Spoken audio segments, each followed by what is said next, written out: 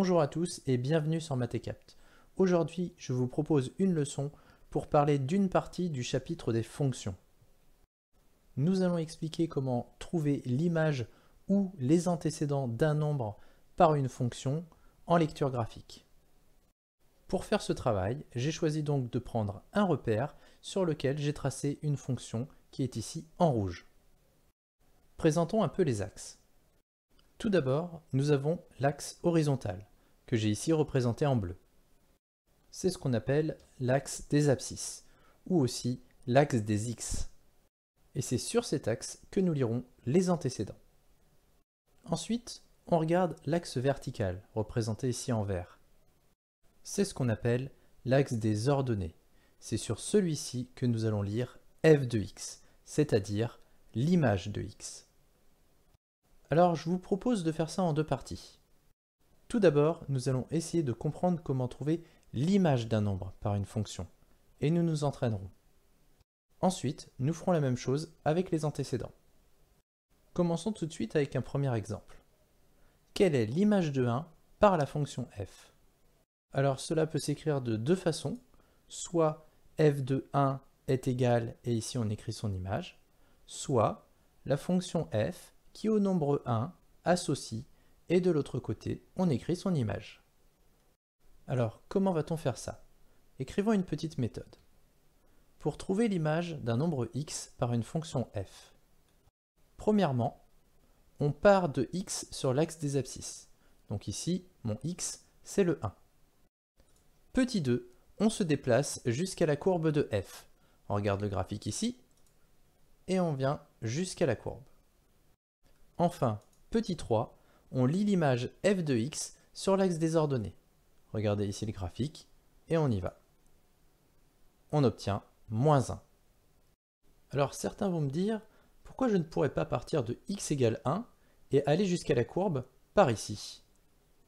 Eh bien non, je n'ai pas le droit, puisqu'ici je ne suis plus à l'abscisse x égale 1, je suis rendu à l'abscisse x égale environ 0,6. Pour conserver une valeur de x égale 1, vous devez impérativement rester sur l'axe vertical qui est ici. Vous vous déplacez jusqu'à la courbe, et enfin, trouvez l'image.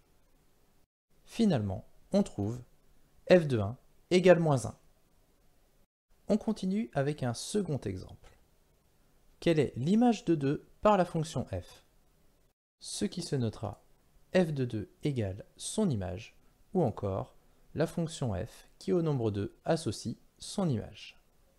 Alors, une autre chose qui est très importante à comprendre, c'est que lorsqu'on vous demande l'image de 2, il ne faut pas aller à l'image de.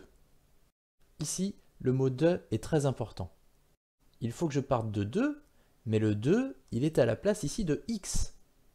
Je dois donc partir de l'axe des x, donc l'axe des abscisses, pour ensuite me diriger vers l'axe des ordonnées pour trouver l'image.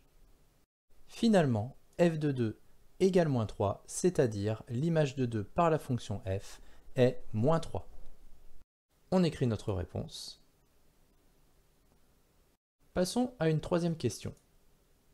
Quelle est l'image de 3 par la fonction f?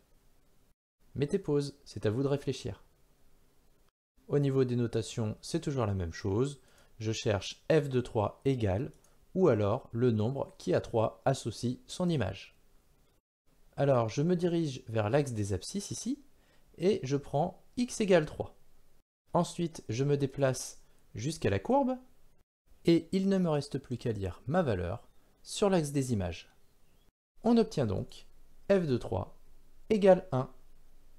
Allez, on regarde un dernier exemple pour les images. Quelle est l'image de moins 1 par la fonction f? Mettez pause, c'est à vous de chercher. À présent, vous maîtrisez les notations. Donc pour l'image de moins 1, les voici. On y va, on part sur l'axe des abscisses, on cherche x égale moins 1, donc je suis ici, et je me dirige vers la courbe. Et je n'ai plus qu'à lire mon image sur l'axe des ordonnées. On obtient f de moins 1 égale moins 3. N'hésitez pas à faire une petite pause avant de passer aux antécédents. Il faut être bien concentré.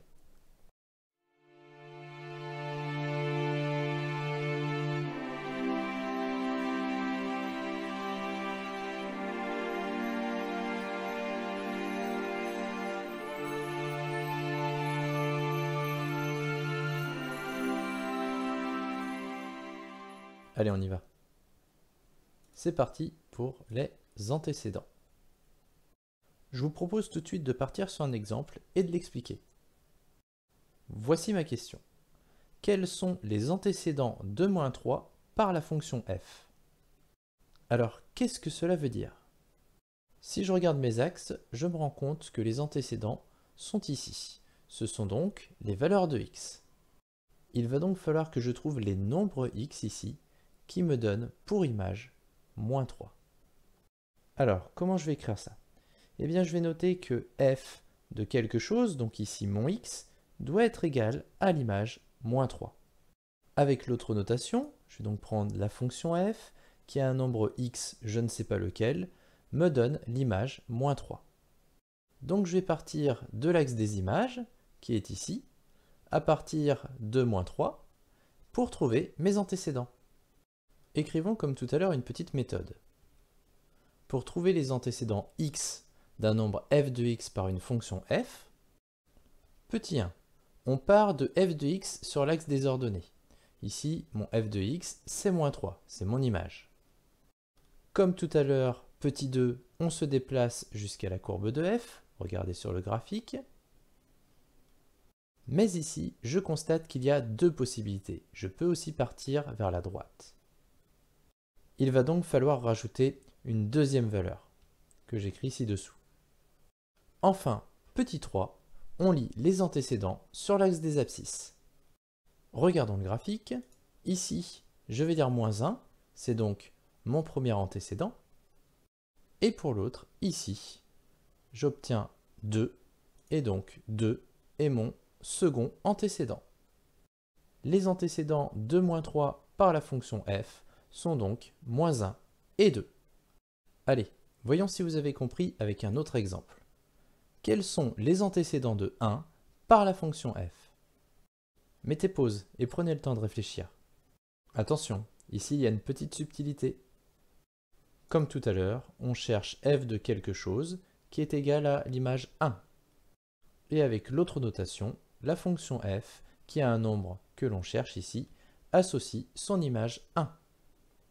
Comme je cherche les antécédents, il faut donc que je me dirige vers l'axe des antécédents, et pour cela, je dois partir de l'axe des images. Je pars donc de l'image f de x ici égale 1, et je me dirige vers la courbe. Je peux ensuite lire son antécédent, ici c'est 3. Je note donc ma réponse. F de 3 égale 1. Alors attention, avez-vous vu le piège? C'est bien ça. Ici, je suis déjà en contact avec la courbe lorsque je suis à l'image 1. Nous allons donc avoir un deuxième antécédent. Mettez pause et essayez de trouver sa valeur. Et bien comme je suis déjà sur la courbe ici, je n'ai plus qu'à me diriger vers l'axe des antécédents. Et on trouve 0. Les antécédents de 1 par la fonction f sont donc 3 et 0. Allez, on fait un dernier exemple pour être sûr. Donnez une valeur approchée de l'antécédent de 2 par la fonction f. Mettez pause, c'est à vous de jouer. Alors, vous avez trouvé? Au niveau des notations, c'est toujours pareil, on cherche f de quelque chose égale 2. On va donc se placer à l'image 2 ici, on se dirige vers la courbe et on redescend vers l'axe des antécédents. Première remarque ici, nous n'avons qu'un seul antécédent. Deuxième remarque, ça ne tombe pas sur les carreaux. Nous allons donc avoir une valeur approchée. Nous remplaçons donc le égal par un environ égal. Nous n'avons plus qu'à lire la valeur, environ 3,1. Finalement, l'antécédent de 2 par la fonction f est d'environ 3,1. Je vous propose une dernière petite chose pour terminer, mais qui est très importante. C'est de comprendre la question, parce qu'elle n'est pas toujours formulée de la même manière. Voici alors tous les types de questions que l'on peut rencontrer. Nous allons essayer de trier ces questions suivant s'il s'agit de trouver l'image ou de trouver les antécédents. Certaines vont vous paraître évidentes, mais attention, il y a des pièges. Voici la première. Quelle est l'image de 1 par la fonction f? Alors, qu'en pensez-vous? Eh bien oui, c'est ce qu'on vient de faire, c'est tout simplement trouver l'image. Ici, c'était assez simple. Petit b, quels sont les antécédents de 1 par la fonction f? Alors, de quel côté la rangez-vous? Là aussi, c'est facile. On l'a fait tout à l'heure, c'est de trouver les antécédents. Voici une question qu'on n'a pas rencontrée. Petit c, quels nombres ont pour image 1 par la fonction f? Alors, qu'en pensez-vous? Ici, c'est un piège de français. On ne vous demande pas l'image de 1, mais on vous dit que l'image est 1. Et il faut retrouver la valeur de x qui donnera pour image 1.